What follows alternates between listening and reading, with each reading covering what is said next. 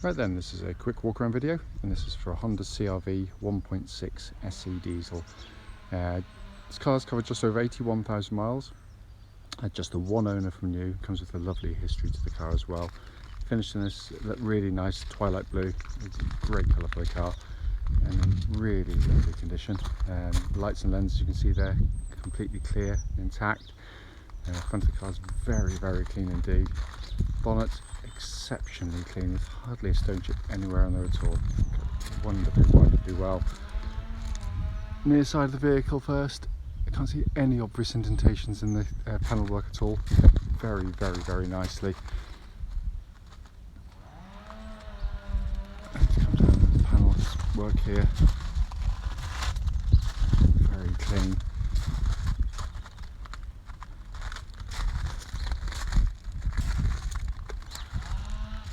And on the back of the car, bumper corners all very nice. And to the offside, the driver's side, again as with the near side, panel works really nice. No other sort of car parking dinks or otherwise in there at all.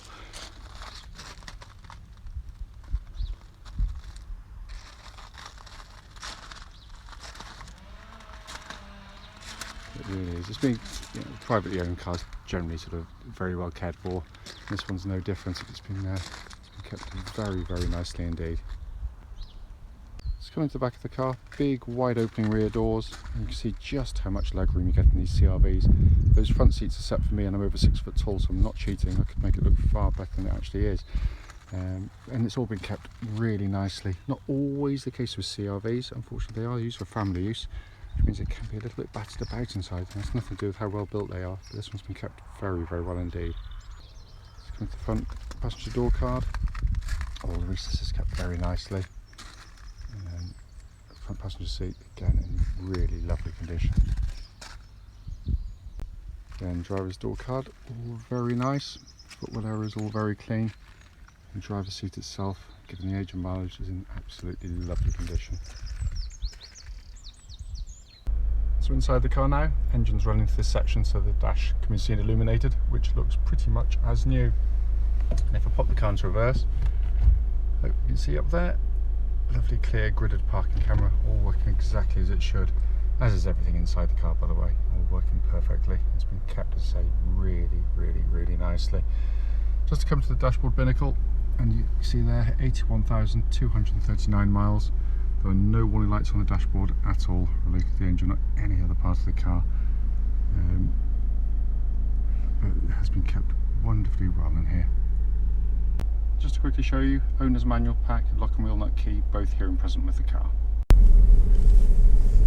Right then, this is a quick road test video, and this is for a Honda CR-V, and it's a 1.6 SE diesel. This particular car is registered AY14VJU, and mileage at the start is 81,226 miles.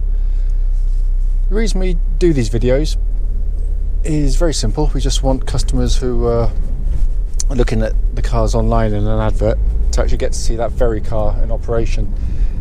We know how frustrating it can be to go and see a vehicle which can look great in the description and photographs, only to get there, drive it, and find it's got a fundamental problem which you clearly should have been told about before setting off.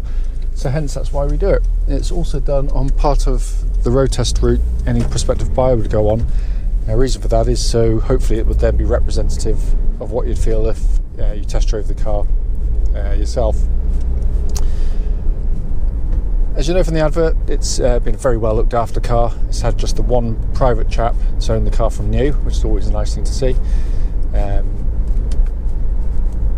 just going through the car as I always do, basically. Starting with the engine, starts absolutely instantly, of course. Settles to a completely smooth, even idle. Temperature gauge, I'll tell you in a minute. I've only just started the car, so it's cold at this moment. So later in the video, I'll come back to that. But the engines are just simply brilliant, brilliant units. Everything you want from a diesel, it gives you. So you've got amazing economy and real world economy. It's not one of these where it's pie in the sky.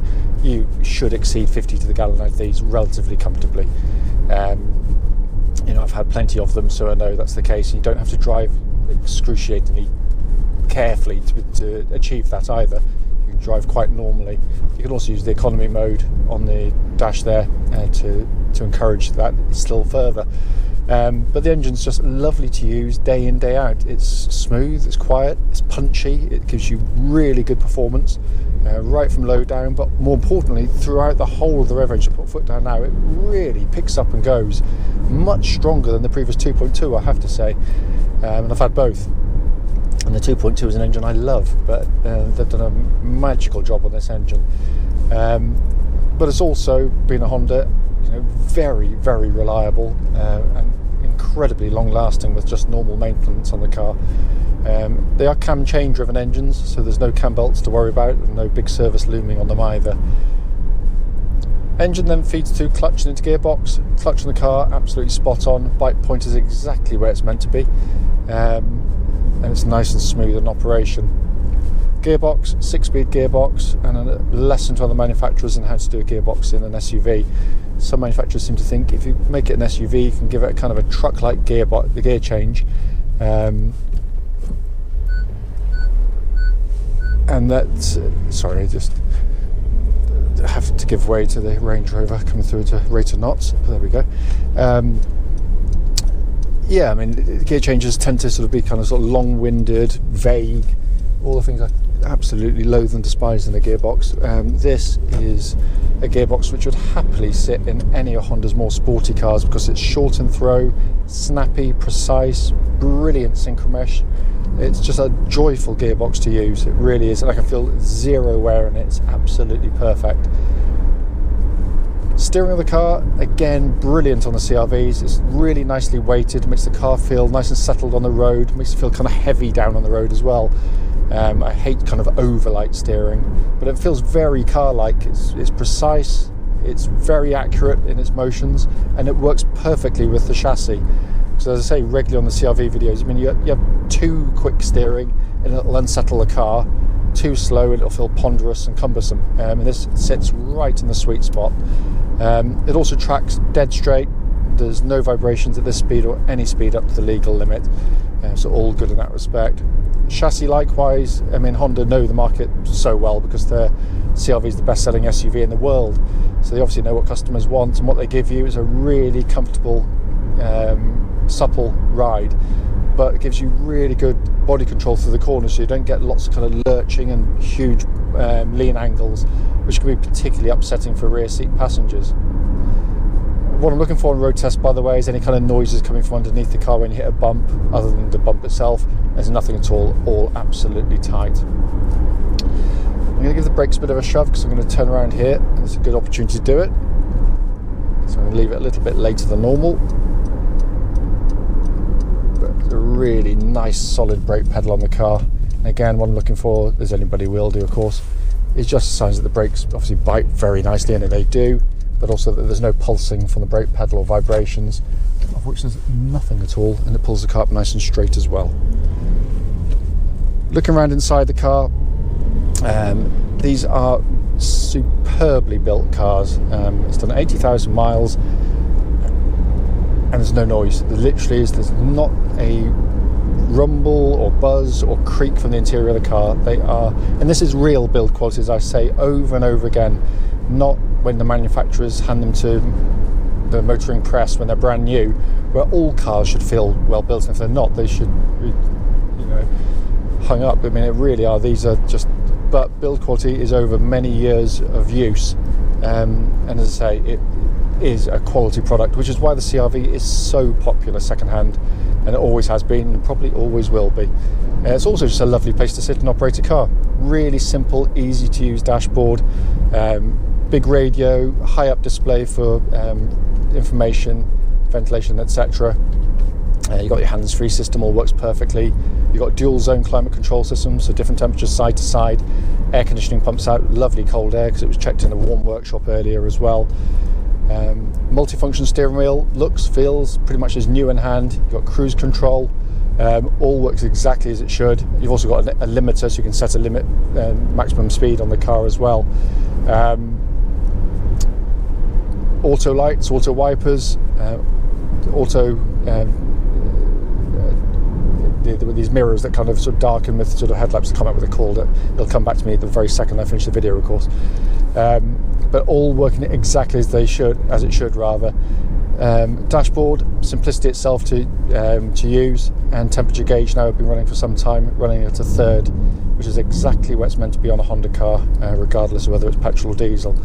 So all exactly spot on. As I said at the start of the video, the point of them, as brief as they may be, is literally just to show the car in motion and to feedback any issues there may be on the car.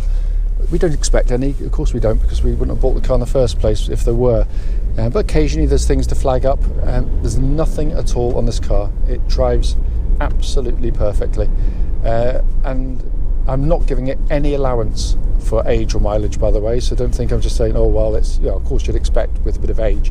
No, there's nothing. It just drives as tight as a drum. And given the fact that I used to work at the Honda main dealer, and we've been selling Hondas for over 20 years, we'd know hopefully if there was something amiss whilst driving the car, and there's nothing at all.